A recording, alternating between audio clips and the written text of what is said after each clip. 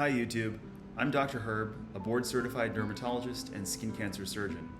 I've been practicing medicine for several years, and over that time I've always wanted to bring some of the latest research and hot topics in medicine to a worldwide audience. Join me today as we explore the topic of private equity acquisitions of medical practices and its impact on the quality of patient care. There's an unprecedented number of private equity acquisitions of healthcare facilities in the United States. Literally hundreds of nursing homes, surgery centers, primary and specialty care clinics are being bought out by financial investment companies that are trying to maximize profit and turn over their investments to the next group of investors. So what exactly is private equity and what do they want to pursue in the healthcare industry?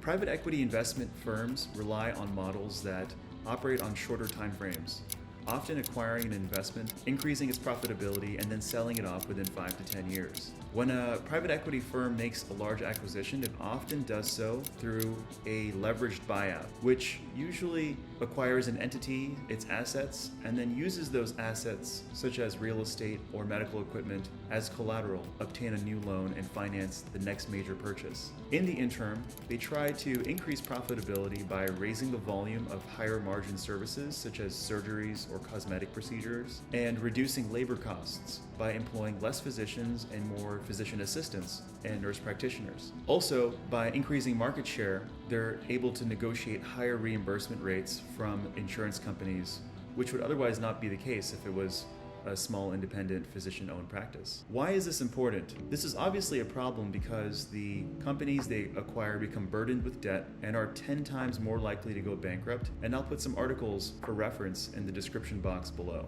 So what effect is this having on patient care, and why should we care about this? There's an overwhelming evidence that these firms are not improving access to care, quality of care, or patient outcomes. Rather, it's the opposite. For-profit nursing homes showed higher COVID-19 related mortality, decreased staffing, increased length of stay, lower patient mobility, and a larger use of antipsychotic medications, commonly known as tranquilizers. If you have the stomach for it, you can look up a recent NBC report on a hospital here in Florida with cockroaches in the operating room, leaks from the ceiling, and medical equipment being held together literally with tape. Physician-owned practices are being rapidly bought out by larger groups, both private equity owned and hospital owned, with a single goal in mind: control the market share while increasing profitability. So what is the United States doing about this? Perhaps the most unique aspect to all this is that these private equity firms have special tax privileges. Since they're private, they're taxed at a maximum of 20%, which is essentially a capital gains rate,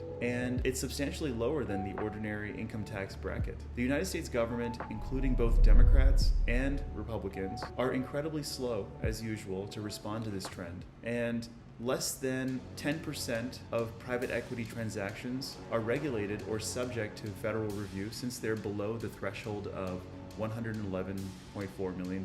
Thankfully, however, our government has established strict rules against kickbacks and fraud schemes, and recently settled a case of fraud that amounted to $21.4 million after 4 painfully long years of slow litigation. Since 2014, 34 cases of fraud have been litigated, resulting in about $500 million in investments. So what is on the regulatory horizon then for these companies? The state of California tried to ban such acquisitions, but came short because business interests came to the rescue and, of course, did not want to see more oversight into their free market, which we just demonstrated is rigged a little bit towards the bigger fish. Attempts to increase taxes will likely not pass anytime soon, but improving transparency by requiring these companies to disclose prices, patient care metrics, debt levels is currently being proposed. However, the long-term effects are not well understood, and such regulations will likely vary by state anyways.